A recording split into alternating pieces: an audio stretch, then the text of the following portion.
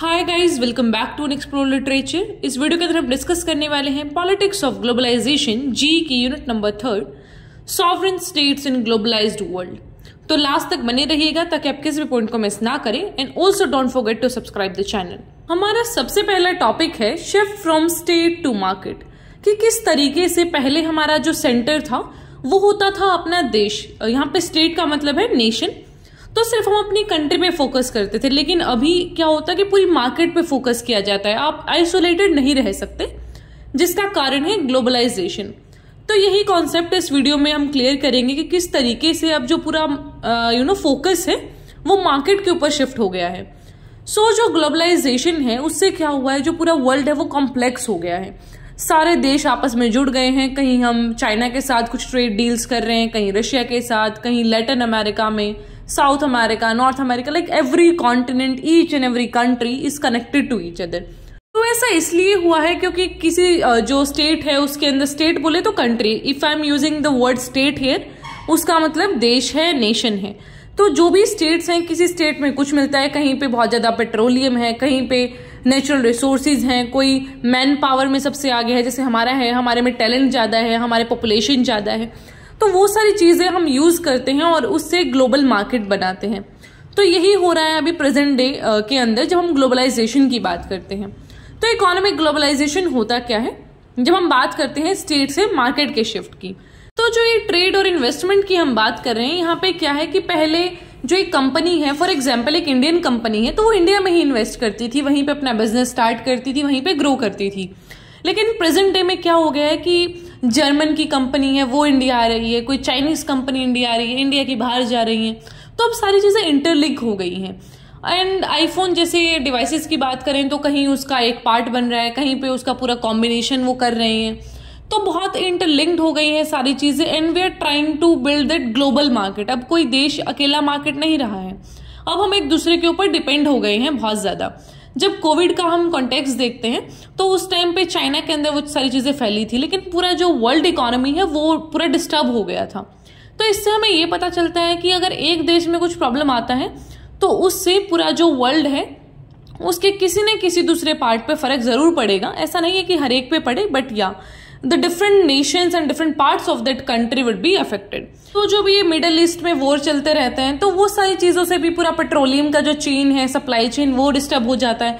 तो यहाँ पे हमें ये कंक्लूजन मिलता है कि भाई आइसोलेटेड कोई देश नहीं है। हमें किसी से पेट्रोलियम चाहिए, किसी से क्रूड ऑयल के जो भी सोर्सेज हैं वो चाहिए, कहीं से गोल्ड, कहीं से कुछ।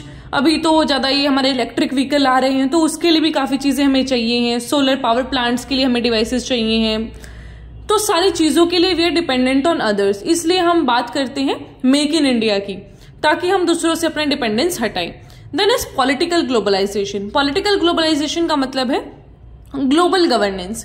कि पहले मुद्दे क्या होते थे कि भाई हाँ देश में ऐसी प्रॉब्लम है, ये प्रॉब्लम है, लेकिन अब ग्लोबल लेवल पे मुद्दे चले गए हैं कि क्लाइमेट चेंज हो रहा है, टेररिज्म हो रहा है, पैंडेमिक आ गया है। तो अब मुद्दे हैं जो एक देश की बाउंड्री में कन्फाइन नहीं है, बल्कि वो पूरे देश को, पूरा ऐसा वर्ल्ड को हिट करते हैं, ना कि पर्टिकुलर कंट्री को। फिर आता है कल्चरल ग्लोबलाइजेशन। कल्चरल ग्लोबलाइजेशन का मतलब होता है आइडियाज का फ्लो होना। तो पहले तो क्या होता था कि सभी देशों की फूड हैबिट्स अलग थी, रहन सहन अलग था, कपड़े अलग थे, लेकिन अब उस चीज में बहुत ज्यादा कमी आई है। अब we are eating the same pizza as the Italians are eating. तो ठीक है, वही चीज आ रही है, हम बर्गर्स खा रहे हैं, पिज्जाज खा रहे हैं। तो इस तरीके से जो हमारी फूड हैबिट्स में चेंज आई है, कपड़े, हम जीन्स के कपड़े पहनते हैं, वो तो क्या हुआ है, बहुत ठंडे देश हैं, वेस्टर्न जो नेशंस हैं, लेकिन हमारे यहाँ तो कॉटन चलना चाहिए ना, इतनी गर्मी होती है, but still we are wearing jeans, जो कि एक फैशन का सिंबल है। तो यही चीजें हैं कि कैसे एक देश का कल्चर दूसरे देश में आके इतना रस बस गया है कि we people are practicing that. And even the people in western countries they are also practicing, या फिर they are also learning the mantras and all. तो संस्कृत वो लोग सीखने की कोशिश करते हैं, क्योंकि संस्कृत को माना जाता है कि एक बड़ी साइंटिफिक लैंग्वेज है। तो इसी तरीके से हर एक देश का जो कल्चर है वो दूसरा देश है जो उसको समझ पा रहा है, और वो ट्रांसफर होने में काफी ज्यादा इजी है अभी ग्लोबलाइज्ड वर्ल्ड में। फिर आता है टेक्नोलॉजिकल ग्लोबलाइजेशन। टेक्नोलॉजिकल ग्लोबलाइजेशन का मतलब है एक देश की टेक्नोलॉजी का दूसरे देश में जाना, जहां पे आप इनोवेशन की बात कर सकते हैं, नॉलेज की, इंटरनेट की, साइबर सिक्योरिटी की। तो ये सारे डिस्कशंस आते हैं टेक्नोलॉजिकल ग्लोबलाइजेशन में। उसके बाद आता है कि जो सारी चीजें हुई, हमने इतनी ग्लोबलाइजेशन की बात की, कल्चर, पॉलिटिकल, टेक्नोलॉजिकल, तो इससे क्या क्या प्रॉब्लम्स आती हैं अब हम वो डिस्कस करेंगे। क्योंकि जब पूरा वर्ल्ड ही एक बन चुका है, one world one sun, we say like that no, कि one earth one sun one world, तो इसी तरीके के जब हम कोटेशंस को यूज करते हैं, ऐसे थॉट प्रोसेसेस हमारे हो चुके हैं अब, तो उसमें जो लीगल प्रोसेसेस हैं वो भी थोड़ी कॉम्प्लेक्स हो गई हैं। क्योंकि एक इंसान ने दूसरे देश में जाके कुछ किया तो उस पर कहाँ की जो लीगल जो भी रहती है ना रिस्ट्रिक्शंस, वो कहाँ की मान्य होंगी, वो भी ज्यादा प्रॉब्लमैटिक हो गया है। तो इसलिए हमने क्या बनाए हैं, इंटरनेशनल लॉज और ट्रीटीज बनाई हैं कि भैया देखो सारे वर्ल्ड के जो लोग हैं, जो भी एक पर्टिकुलर सिग्नेटरीज हैं, मतलब जो जो उस चीज को साइन कर लेगा जो देश, तो उसके सारे लोगों पे ये लागू हो जाएगा। तो ये सारी लीगल बाउंडेशंस भी हमने अभी एक्सेप्ट की हैं। Then the next topic is political dimension, कि देखो जो ग्लोबलाइजेशन है उसका पॉलिटिकल डायमेंशन क्या है। तो यहाँ पे हम 3 तरीके से पॉलिटिकल डायमेंशंस को देखेंगे। सबसे पहला है सेलेक्टिव एंगेजमेंट, कि अगर आपके साथ हमारी आइडियोलॉजी मैच हो रही है तो हम आपके साथ जाएंगे, जैसे कि यूएसए और रशिया की नहीं पड़ती है, लेकिन चाइना की आजकल बड़ी पड़ रही है इसके साथ, रशिया के साथ। तो वही सारी चीजें कि आपकी किससे बनती है किससे नहीं बनती है, तो आप उन्हीं लोगों के साथ ट्रेड करेंगे। अब हमारा है, हमारी चाइना के साथ नहीं बनती क्योंकि वो हमेशा बदतमीजी करते हैं। तो इसी तरीके से हमें अपने इंटरेस्ट चेक ऑन करने हैं कि भैया ठीक है ये देश अच्छा है, इससे मेरी बनेगी। तो अब हम भी वो पूरा यूएसए वाला चीज यूज करने लगे हैं। पहले हम बड़ा ऐसा भाईचारा देखते थे कि भाई है यार अपना, कोई बात नहीं, थोड़ा घाटा भी सह लेंगे। बट नाउ वी सी कि हमारा गेन कहाँ पे है, हमारा जो ट्रेड है वो कहाँ पे है। तो हम उन सारी चीजों को देखते हैं और अब हमें रिकॉग्नाइज भी करा जाने लगा है, because we are democracy also and a great economy also.